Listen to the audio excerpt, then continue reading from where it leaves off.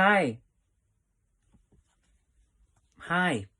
My name is Dr. Amanullah Sondy, and I currently teach religion at University College Cork, which is in Ireland, and I'm also the head of the Study of Religions department here.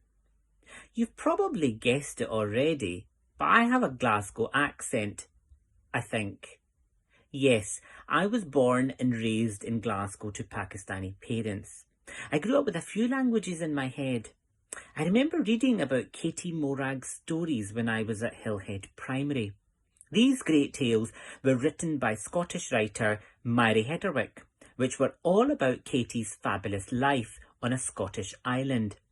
I used to come home and tell my mum about Katie Morag, but knew that I had to translate them into Punjabi because my mum has limited English. My mum would tell me about the stories she grew up with in Sialkot and how she loved sitting with the wise women in her village, listening carefully to the stories that were passed on to her. There was one story about my aunt having a bath with a visiting bear. I'm still not sure if that actually happened. Our stories bring us together, closer as human beings. Different languages, different cultures, so you might speak, read or listen in one language or many. And that's great. It's all fantastic. If you were, like me, a little confused with the many languages buzzing around in your head, know this, that's something great. And even your teachers will tell you that it's great. So here's a short bit from one of my favourite Katie Morag stories. Katie Morag delivers the mail. Wednesdays were always hectic on the Isle of Stray, for that was the day that the boat brought mail and provisions from the mainland.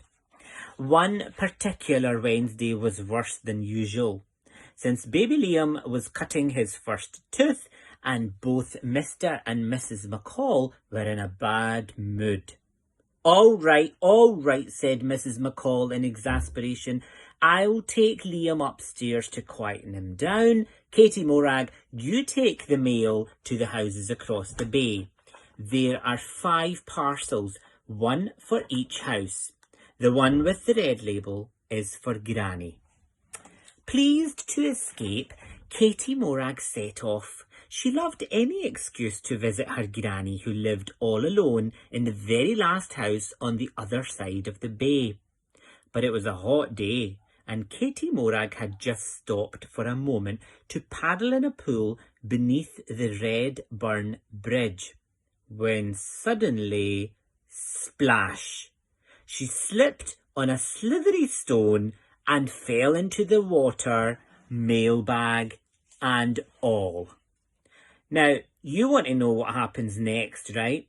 So try and find the book in your library. Read as much as you can. Do your part. Glasgow loves reading.